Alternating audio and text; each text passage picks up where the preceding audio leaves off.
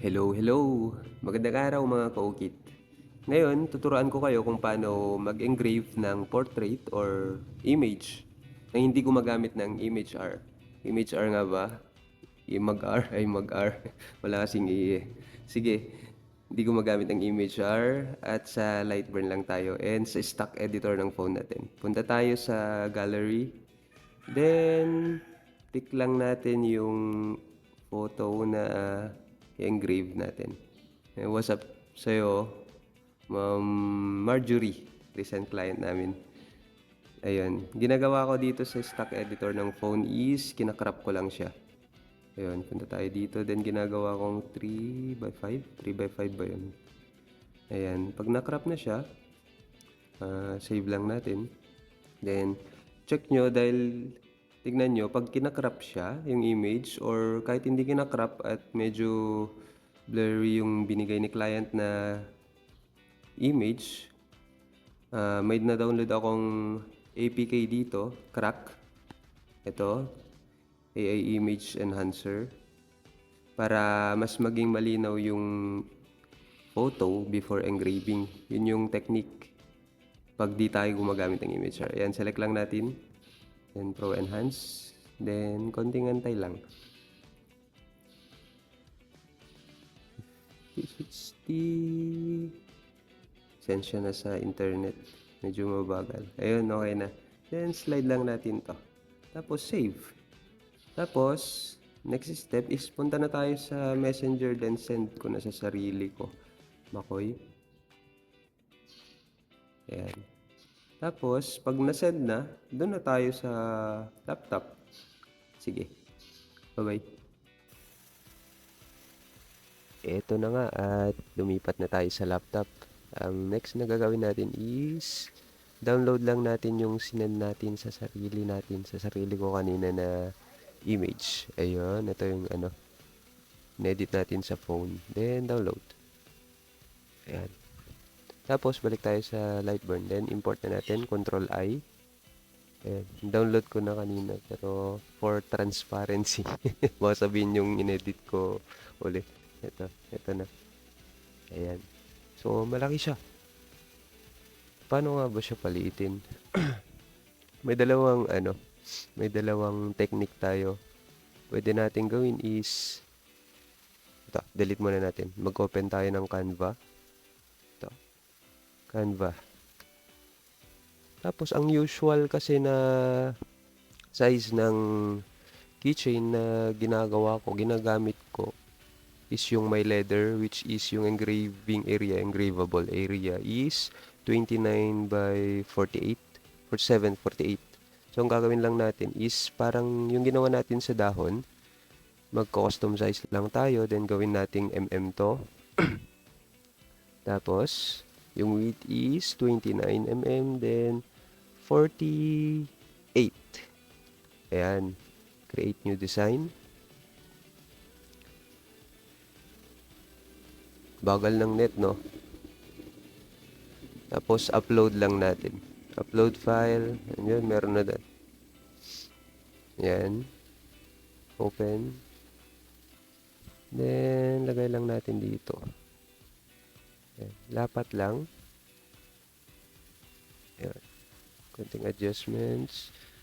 Tapos, yung edges niya, dahil curved edges, yung edge ng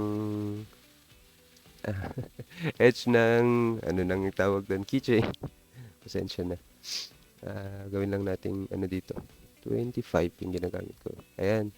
Then, share. Download. Ayan. Yung dati kong ginagawa.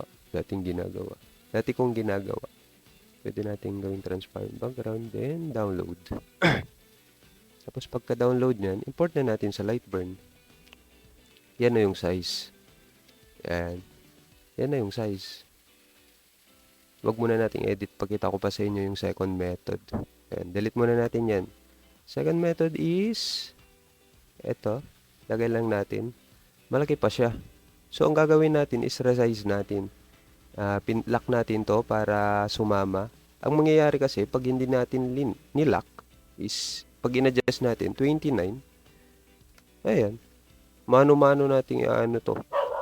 So, much better na lock na lang natin. Ang ingay ng aso, sorry. Ayun, 29 yung width. Kusang mag-adjust yan. 48, 363, okay na yan.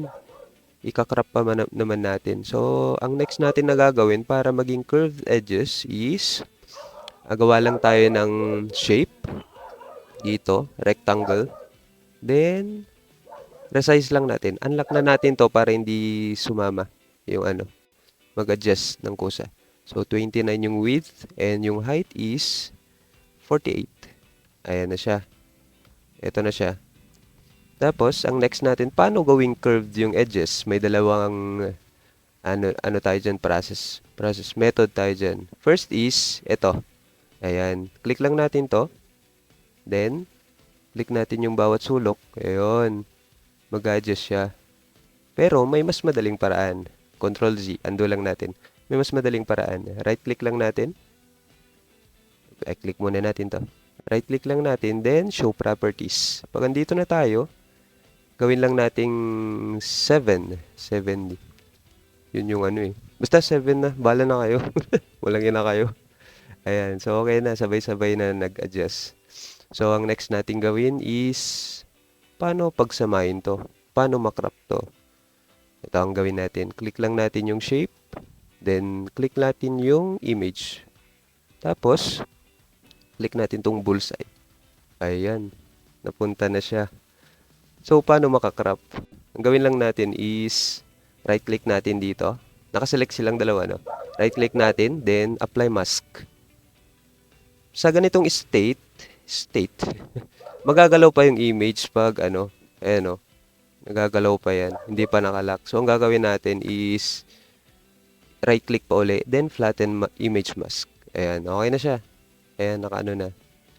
Pag, ayan na, nagawa na natin yan. Right-click na natin, then adjust na tayo ng image. Ayan, adjust image. Then, may presets ako dito. Ano ba?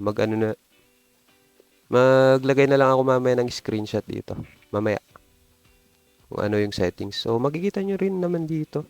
So, ito, no image R. Hindi na tayo gagamit ng image R. Yan. Click lang. Then, sa tingin ko, medyo dark ang nito. So, ang gagawin natin is, adjust natin yung brightness. Sa brightness lang kasi naka-adjust na ako sa mga to. Pero kung gusto nyong i-enhance pa yung settings natin sa base personal preference na rin, pwede nyong palitan. Pero ito lang ay parang panimula. Sige, ito. 7, okay na to sa akin. Tapos, check natin yung preview. Ayan. Okay na yan. Okay na sa akin yan. Pero mukhang parang dark pa. Pero sample lang naman. Ayan. Ayan. Naset na natin. Then, dito naman, ang parameters na nilagay ko, ang gagamitin ko kasing wood is mahogany. Yung scrap ko. Yung pinagpraktisan ko noon ng no image R. May engrave pa yun eh. Ayan, 6.8, 80. Sa 5 watts to sa 5 watts. Adjust na lang din pag higher wattage like 10 watts, 22 watts, 20 watts. Ayan, sa 5 watts to.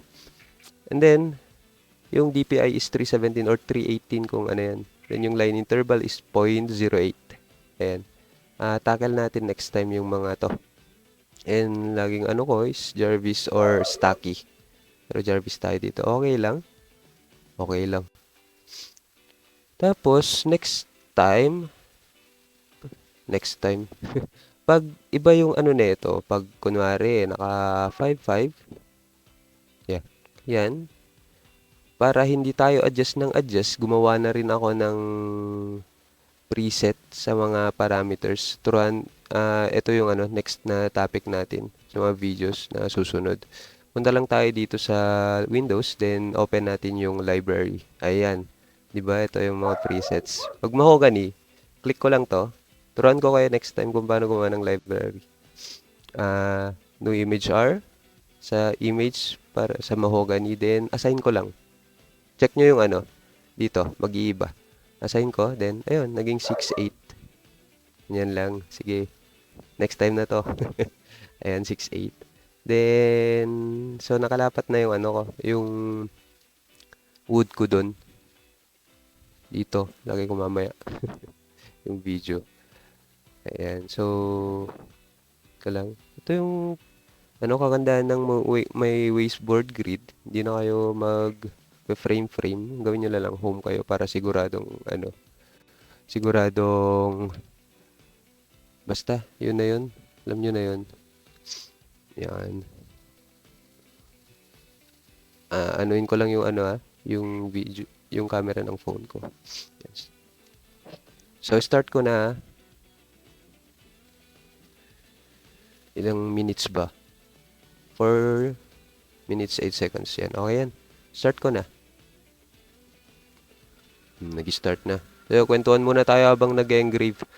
Ulitin natin yung process. I mean yung pag-crop, baka di nyo nasundan. Yan. Exit muna natin yan. Control I. Import natin.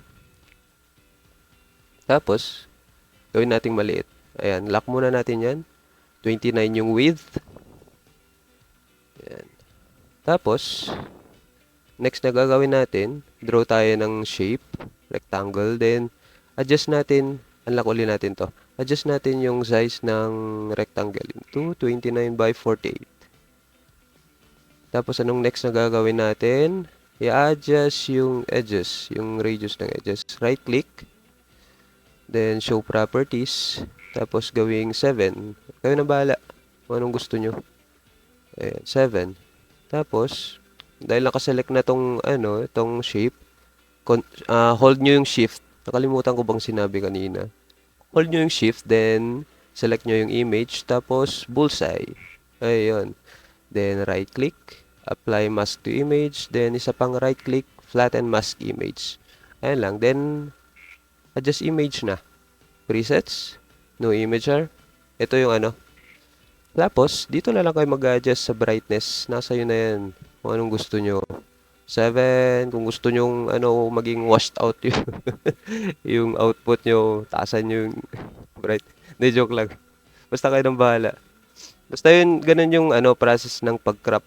Kung gusto nyo pang i-crop uli yan. Gawa kayo ng yan. Then, select nyo yung shape. Hold shift, select nyo yung image, then apply mask ulit. Yan o. Then flatten mask. Yan. Nakrap na. Naging circle na. Ano pa ba? Basta next time na yung ano yung sa library. Ito. Kung paano gumawa.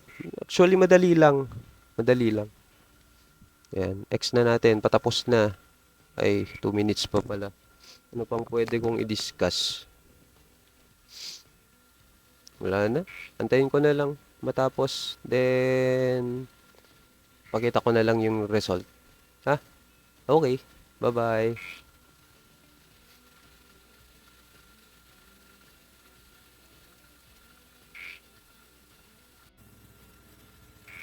Wait. Sa mga... Wait. Sa mga naka-basswood pala. Ito yung ano, settings. Nasaan na? Ito. Then, punta tayo sa cuts and layers. Tapos, open ko lang ulit yung library ko. Di ko tanda yung nilagay kong ano library. Ito. Basswood. Assign ko. Ito, 5080. Dahil mas light yung color ng basswood. Basswood yung kasama, yung free ng ano, machine nyo. Mas light yung color ng basswood. Mas babaan natin yung speed. Ito pala yung ano, basic concept. The lower the speed, the darker the output, and the higher the speed, the lighter the output. Yung power naman, the lower the power, mas shallow yung ano, engrave, mas mababaw. Pero pag mas mataas yung power, mas baon yung ano niya, mas deeper yung engrave niya. Yun lang. Ayun, tapos na yung ano, ginagawa natin. Bye-bye ulit. Bye-bye.